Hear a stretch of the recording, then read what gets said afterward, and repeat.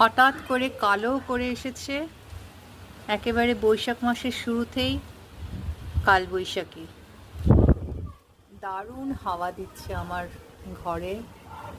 আমার মনে হলো ছোট্ট করে একটু ভিডিওটা করে আপনাদের সাথে শেয়ার করি। দারুণ লাগছে আকাশটা।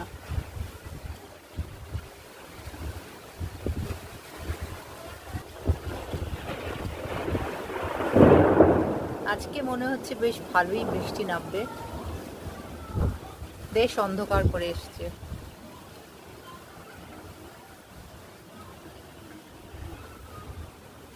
দারুণ ঝোড়ো হাওয়া।